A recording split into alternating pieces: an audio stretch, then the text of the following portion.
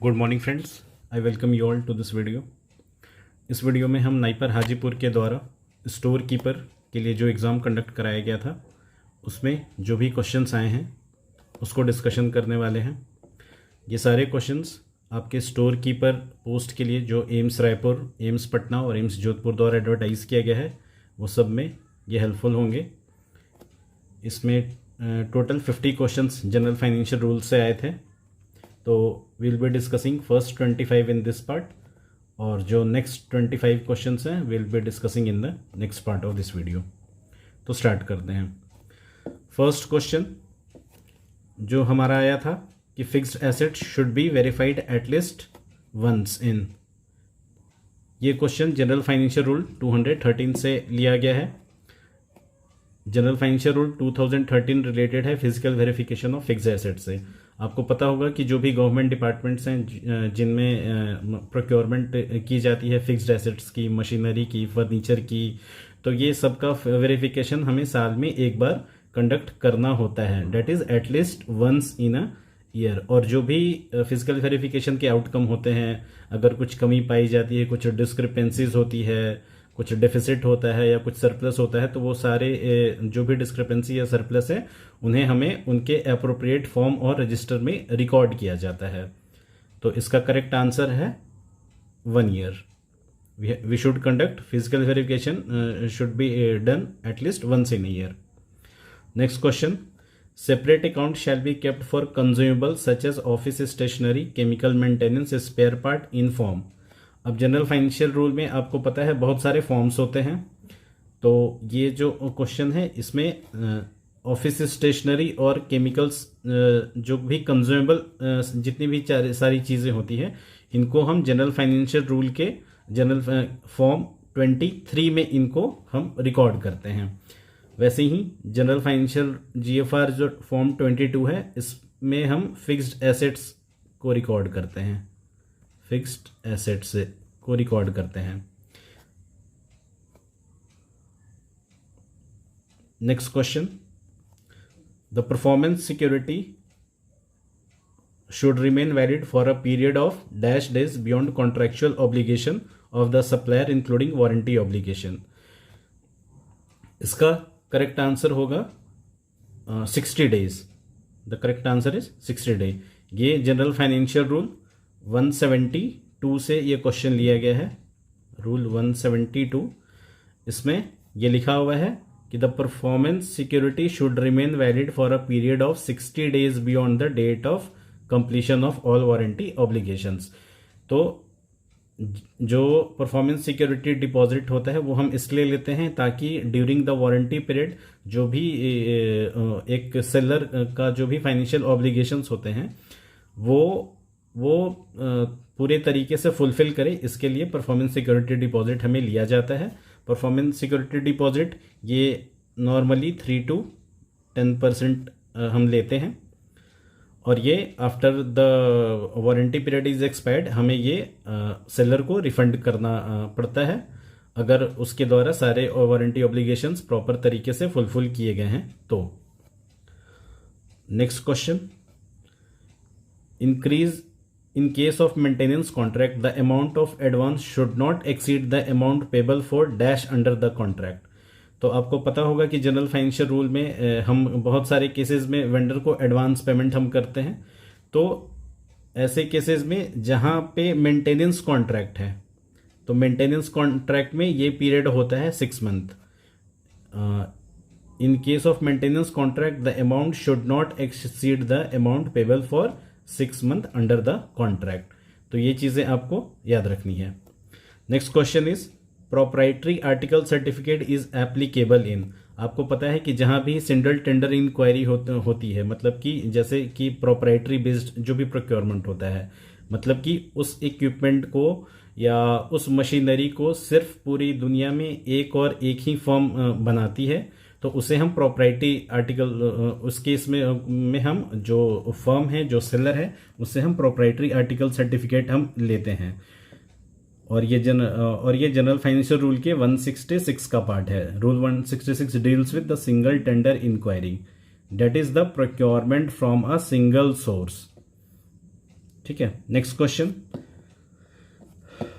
ये एक सर्टिफिकेशन है जो हम देते हैं। इसमें क्या है कि I am personally satisfied that this goods purchase are of requisite quality and the specification and have been purchase from a reliable supplier at a reasonable price. ये हम अंडरटेकिंग कब देते हैं? जब भी हम GFR 154 के अंदर परचेज करते हैं। जनरल GFR 154 के अंदर जो हमारी फाइनेंशियल लिमिट है डेट इज़ 25,000। GFR 154 में 25,000 की परचेज हम direct based on single quotation हम कर सकते हैं। इसमें हमें कोई भी बिड पब्लिश करने की ज़रूरत नहीं है, ना ही हमें मार्केट में जाके कोटेशन कलेक्ट करना होता है। Based on single quotation we can directly place the order. तो इसका answer 154। Next question, an arrear claim of a government servant which is preferred within dash year of its becoming due shall be settled by accounts department. तो इसका correct answer है 3 years. ये general financial rule के 295 से ये question लिया गया है। Arrear claim, any arrear claim of a government servant which is preferred with in 2 year of its becoming due shall be settled by drawing and disbursing officer और account officer. तो I am sorry friends, इसका answer है वो that is your option 2, not 3, sorry 2 years. Next question is related to your bid security. Bid security may be exempted for. तो ये question आपका ये question bid security से related है। General financial rule 170, इसमें ये पूछा गया है bid security may be exempted for. तो रूल 170 में हम क्या देखते हैं कि बिड सिक्योरिटी किसे नहीं देना होता है। बिड सिक्योरिटी हम इसलिए लेते हैं ताकि सप्लायर के सीरियसनेस को हम मतलब एसर्टेन कर पाएँ, एश्योर कर पाएँ। तो इस केस में MSME से भी एग्जेम्प्टेड है बिड सिक्योरिटी से। Then the supplier registered purchase organisation concerned ministry, मतलब जो भी मिनिस्ट्री से या डिपार्टमेंट में जो भी सप्लायर रजिस्टर्ड होते हैं, तो ये दोनों को बिड सिक्योरिटी से हम एग्जम्पशन देते हैं। तो इसलिए इस केस में correct answer will B both of the above. Next question, who is responsible in case the expenditure exceeds the budget allocation. ये क्वेश्चन जनरल फाइनेंशियल रूल 26 से लिया गया है। इसमें responsibility of controlling officer in respect to budget allocation. The duties and responsibility of controller officer in respect to budget allocation placed at his disposal are to ensure that the expenditure does not exceed the budget allocation, that the expenditure is incurred for the purpose for which fund have been provided. तो इस case का correct answer होगा controlling officer, that is option B. Next question पे आते हैं। What is the monetary limit in case of theft, fraud etcetera over which the case is to be reported to police for investigation.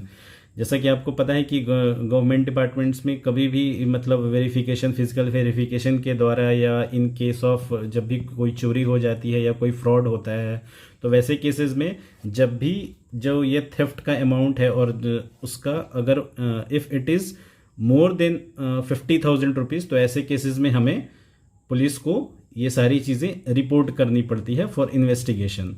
और ये question आपका rule 34 of the general financial rule से लिया गया है। Loss of government property due to fraud, इस case में all the losses above the value of 50,000 due to suspected fire theft shall be invariably reported to the police for investigation as early as possible. So correct answer is 50,000. Next question, it is mandatory for all the department ministry to receive the bid through e-procurement portal as per rule GFR rule 160। GFR rule 160 ये कहता है कि आपको जो भी beads मंगाने हैं, जो भी टेंडर आपको करना है, तो that should be done through the e procurement portals. अब हमारे पास करेंटली ई प्रोक्योरमेंट पोर्टल्स में जेम है, Then we have CPP, Central Public Procurement Portal, CPPP, that is said. तो ये दो ऑनलाइन पोर्टल्स हैं जिनके थ्रू हम प्रोक्योरमेंट करते हैं गवर्नमेंट डिपार्टमेंट्स में. तो इसका correct answer is option C, GFR 160. Next question is, as per General Financial Rule 2017, the seller provides good, maintains it, and also provide the consumable as required, and finally take back the good after useful contract life is called. तो ऐसे models को हम क्या कहते हैं? Opex model. Opex model क्या होता है? एक ऐसा मॉडल होता है जहाँ पे जो मेन इक्विपमेंट है वो सेलर के द्वारा वहाँ पे इंस्टॉल किया जाता है और उससे रिलेटेड जो भी कंज्यूमेबल है वो सारे उनके द्वारा ही प्रोवाइड किया जाता है और बेस्ड ऑन यूजेस जो गवर्नमेंट डिपार्टमेंट्स है वो उसकी पेमेंट करती है. तो ऐसे मॉडल को ओपेक्स मॉडल किया जाता है. तो ये मॉडल वैसे केसेस में बहुत ज़्यादा फेवरेबल होता है जहाँ पे ह्यूज कैपिटल कॉस्ट इन्वॉल्व होता है और जहाँ पे यूजेस बहुत ज़्यादा हैं कंज्यूमेबल के. तो वैसे केसेस में opex model is more beneficial. इसी का उल्टा होता है कैपेक्स मॉडल. कैपेक्स मॉडल में क्या होता है कि जो ऑर्गेनाइजेशन है वो खुद अपना सामान खरीदती है, खुद अपने मशीनरी इक्विपमेंट परचेज करेगी और फिर जो भी उसमें कंज्यूमेबल ऐड होंगे, फॉर एग्जांपल एक डिपार्टमेंट ने एक कार खरीदा तो कार का maintenance, petrol, diesel, each and every cost will be beared by the department. तो ये हुआ कैपेक्स मॉडल. एंड इसी के opposite what is the opex model? Opex model में हो गया कि कार हमने रेंट पे किसी से थर्ड पार्टी से हायर कर लिया. अब हमें बस उस कार का रेंट पर मंथ जो भी है वो हमें करना है. Rest all the maintenance work, car की servicing, petrol, then insurance and each and every all the cost will be beared by the seller. तो the correct answer for question 12 is opex. Next question, consumables such as printer, cartridge, paper, electricity and other supplies are always purchased under the. ये same वही question है, मैंने आपको बताया. जैसे cartridge, paper, ये सारी चीज़ें क्या हैं कि ये काफ़ी ज़्यादा ह्यूज अमाउंट में कंज्यूम किए जाते हैं किसी भी डिपार्टमेंट में. तो इस तरीके की चीज़ें के लिए हमेशा हमें ओपेक्स मॉडल को प्रेफर करना चाहिए. तो so correct answer for this question will be option B. Next question is, limited tender inquiry can be opted to purchase good costing of rupees 20 lakh and above in the following cases. आपको पता होगा कि general financial rule 162 is related to limited tender inquiry. और limited tender inquiry में क्या होता है कि जो भी हम प्रोक्योरमेंट करते हैं बिलो 25 लैक्स बिलो के जो भी हम प्रोक्योरमेंट करते हैं ये हम लिमिटेड टेंडर इंक्वायरी के तहत करते हैं. और इसमें हमारे पास जो भी रजिस्टर्ड सेलर्स होते हैं जो हमारे ऑर्गेनाइजेशन से रजिस्टर्ड होते हैं तो ये उनके थ्रू हम परचेज करते हैं. इसके लिए हमें ओपन टेंडर करने की ज़रूरत नहीं होती है. But however in certain cases हमें क्या होता है कि ऐसी चीज़ें भी हम लिमिटेड टेंडर इंक्वायरी के थ्रू परचेज करना पड़ता है जब कॉस्ट ऑफ गुड्स जो है मोर देन 25 लैक्स में है. तो इसके कुछ एक्सेप्शंस हैं. वो क्या क्या एक्सेप्शंस हैं हम देखते हैं. वो एक्सेप्शंस हैं, the purchase through limited tender inquiry may be adopted even where the estimated value of the procurement is more than 25 lakhs. और ये इसके 3 केसेस हैं. पहला कब? The competent authority in the ministry और डिपार्टमेंट, जब उन्हें ये लगता है कि डिमांड इज अर्जेंट है, and any additional expenditure involved by not procuring through the advertised tender inquiry is justified in the view of urgency. जब भी अर्जेंट ऐसा हो तो हम उस केस में अगर 25 लाख से ज़्यादा के भी इक्विपमेंट या चीज़ों को हम लिमिटेड टेंडर इंक्वायरी से परचेज कर सकते हैं. सेकंड केस क्या है? जब हम 25 लाख से ज़्यादा का परचेज लिमिटेड टेंडर इंक्वायरी से करते हैं कि there are sufficient reason to be recorded in writing by the competent authority indicating that it will not be in public interest to procure the good through the advertised tender inquiry. कभी कभी क्या होता है कि जो भी defence related procurement होते हैं जहाँ पे कंट्री की सिक्योरिटी, इंटीग्रिटी, ये सारी चीज़ें एट स्टेक होती है, तो वैसे केसेस में बहुत सारे टेंडर को पब्लिक में एडवर्टाइज नहीं किया जाता है ड्यू टू सिक्योरिटी रीजंस. तो ऐसे केसेस में भी हम वैसे गुड्स को जो 25 लाख से ज़्यादा हैं उन्हें भी हम लिमिटेड टेंडर इंक्वायरी से परचेज करते हैं. The next, is the third option is the source of supply are definitely known and the possibility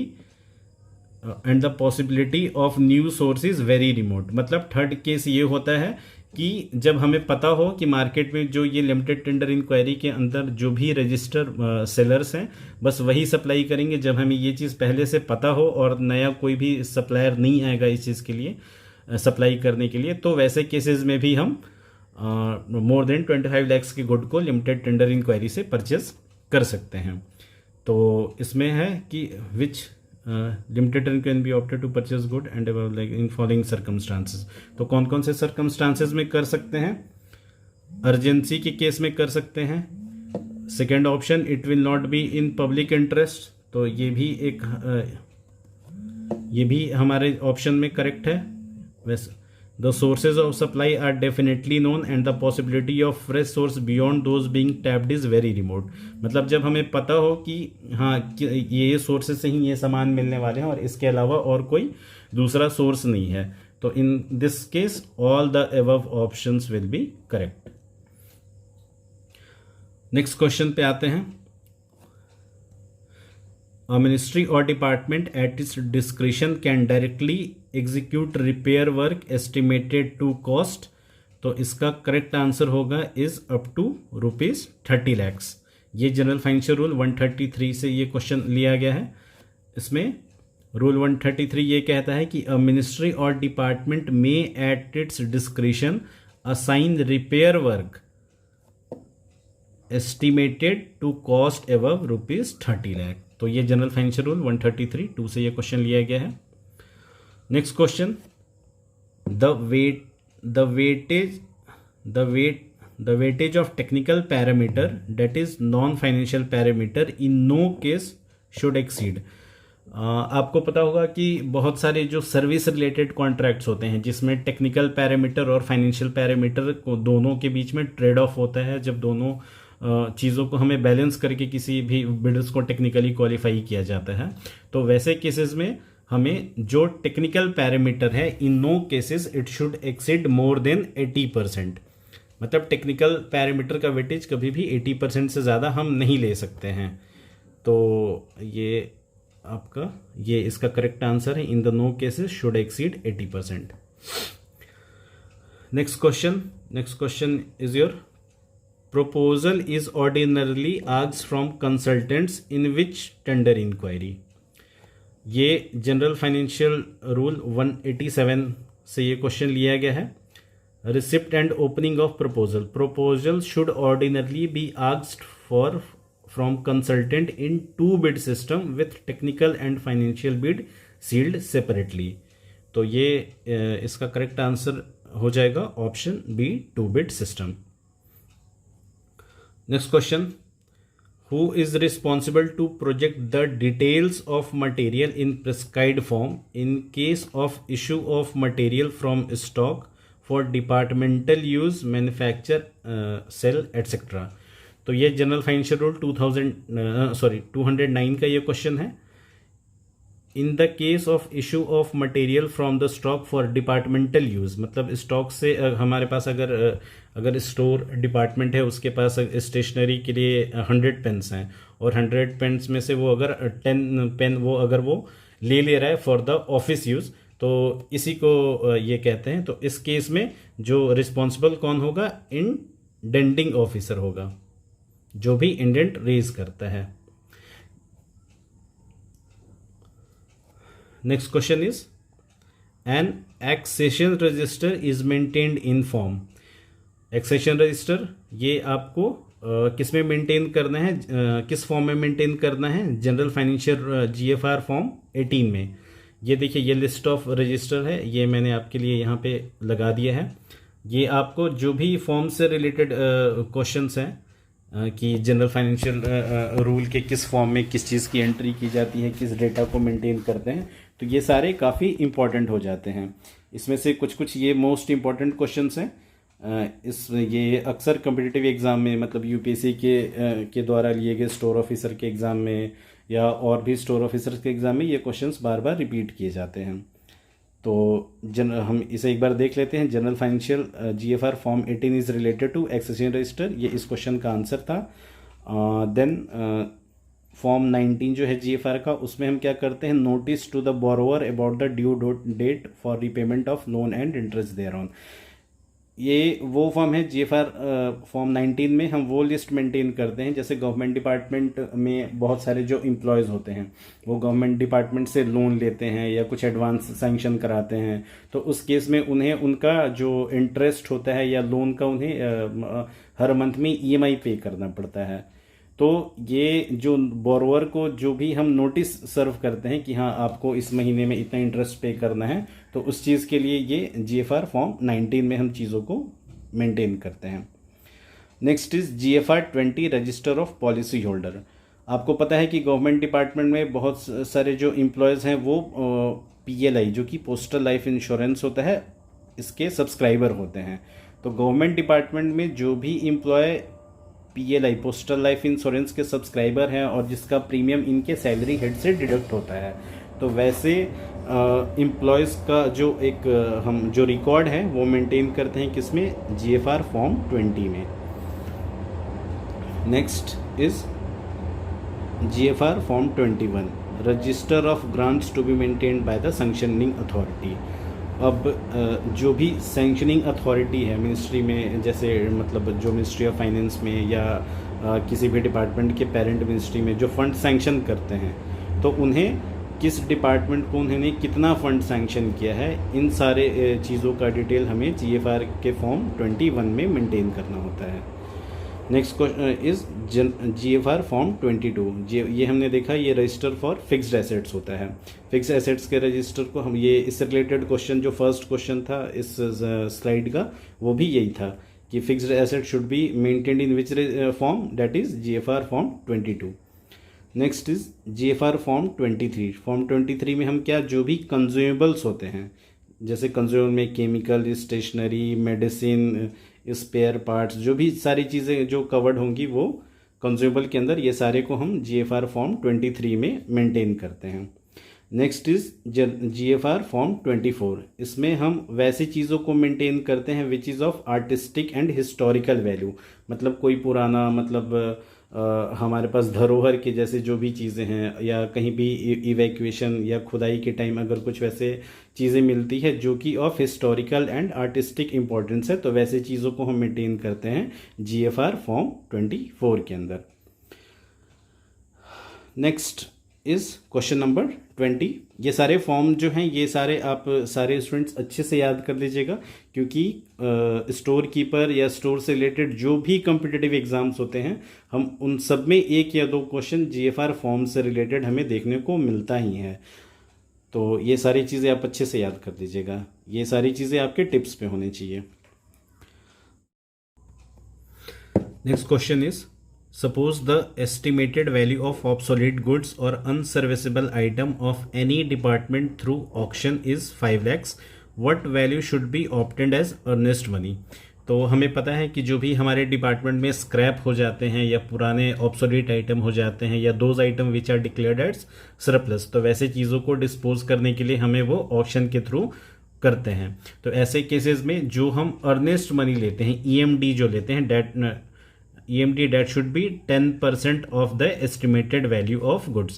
तो इस केस में estimated value of goods is ₹5 lakh, तो 10% of 5 lakhs that is 0.5 lakhs, ये मतलब कि आपका अप्रॉक्स एग्जैक्टली 50,000। तो 50,000 जो अमाउंट है वो इस केस में हम EMD लेंगे। तो इसका correct answer will be option A, 0.5। Next question is, the on government e market place GeM के से रिलेटेड ये क्वेश्चन है, the provision of fund blocking equivalent to the full contract value shall be initiated at a date days dash prior to the expected delivery date और on the date of invoice generation by the seller. अब ये question, this is not exactly related to general financial rule, ये आपका जो question है this is related from government e market place GeM. अब इस चीज का आंसर आपको मिलेगा, ये अगर आप देखोगे दिस क्वेश्चन, ये मिनिस्ट्री ऑफ फाइनेंस के द्वारा मिनिस्ट्री ऑफ फाइनेंस के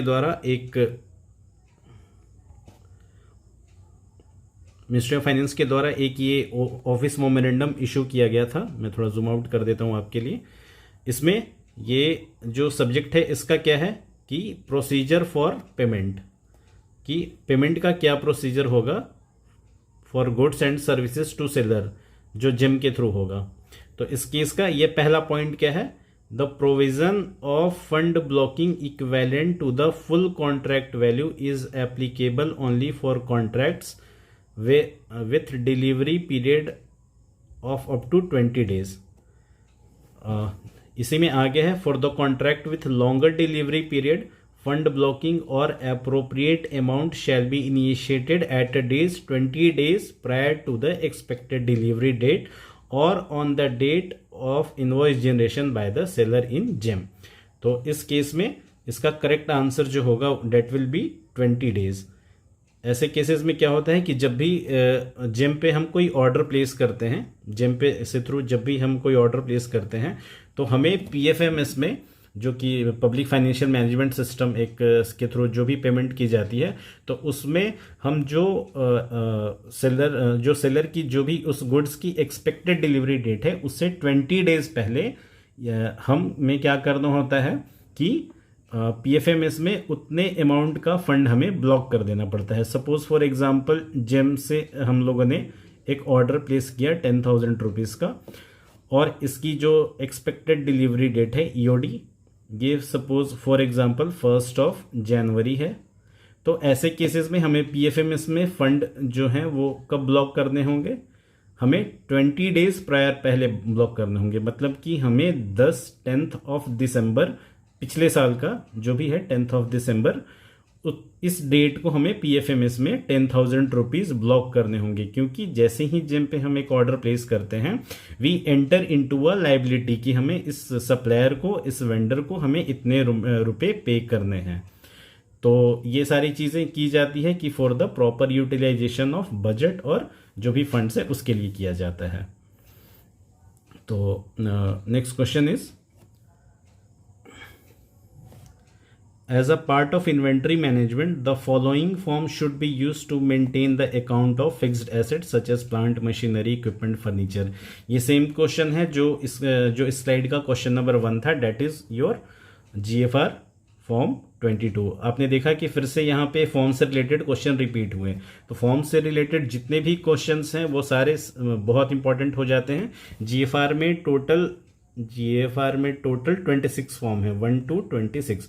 तो आपको सारे फॉर्म एकदम ऑन टिप्स रटे हुए होने चाहिए, क्योंकि हर एग्जाम में आप देखोगे 2 से 3 सवाल ये फॉर्म्स के ऊपर डायरेक्ट उठ के आ जाते हैं। तो और ये काफ़ी कंफ्यूजिंग होते हैं, क्योंकि आप ऑप्शंस भी देखो काफ़ी क्लोज ऑप्शंस हैं, 22, 23, 24 देन 18। तो इन सबको आपको इतने अच्छे से रट लेना है कि आपको एग्जाम में कोई कंफ्यूजन ना हो। Next question is, as a result of amendment in Rule 161(4) of General Financial Rule, the value up to which global tender inquiry shall not be invited is, तो इसका करेक्ट आंसर इज ₹200 crore। ये general financial rule 161 से related question है कि जिस भी case में अगर 200 किसी भी इक्विपमेंट या मशीनरी का जो कॉस्ट है, गुड्स का कॉस्ट अगर इट इज़ बिलो 200 करोड़, तो ऐसे केसेस में हम ग्लोबल टेंडर इंक्वायरी पब्लिश नहीं करेंगे। अगर 200 करोड़ से ज़्यादा का कोई इक्विपमेंट है then we will go for global tender.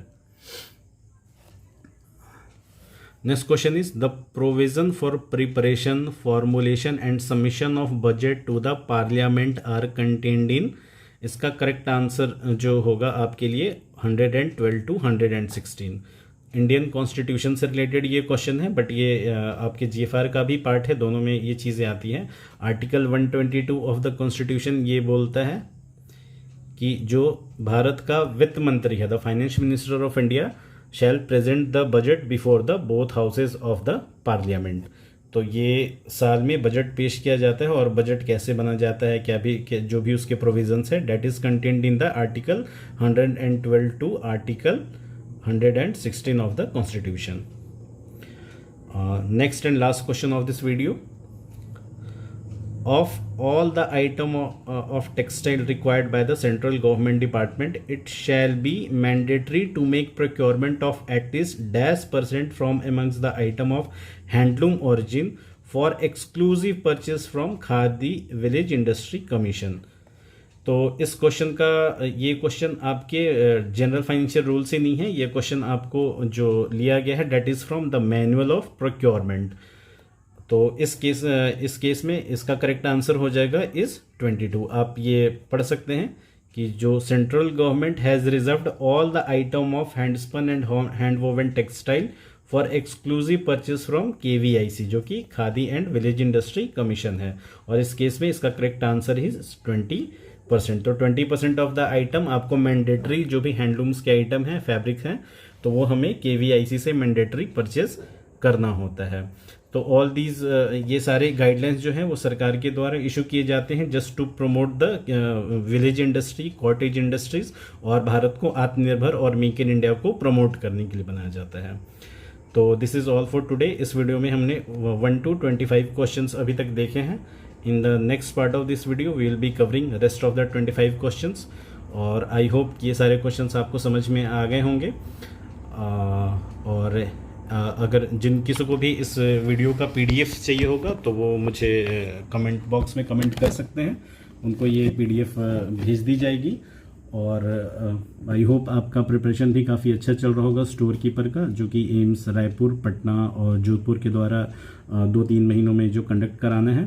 तो आने वाली वीडियो में हम ऐसे ही नेक्स्ट वीडियो में हम और रिमेनिंग 25 क्वेश्चंस करेंगे, एंड देन उसके बाद we will cover the previous year question paper of store officer of DRDO, then we will cover the previous year questions of store officer GSI। ये दोनों exams UPSC के द्वारा conduct कराए जाते हैं, और इनका भी syllabus more or less is very similar to your store keeper. इसमें भी आपके जनरल फाइनेंशियल रूल से क्वेश्चंस आते हैं, इसमें भी आपके मटेरियल मैनेजमेंट से रिलेटेड क्वेश्चंस आते हैं। और धीरे धीरे हम नेक्स्ट जो आने वाली वीडियोस में जनरल फाइनेंशियल रूल भी कवर करेंगे, और मटेरियल मैनेजमेंट के भी हम इंपॉर्टेंट कंसेप्ट्स देखेंगे, जो कि एग्जाम पॉइंट ऑफ व्यू से वेरी इंपॉर्टेंट होने वाले हैं। तो this was all for today. I hope you like the video. Thank you everyone.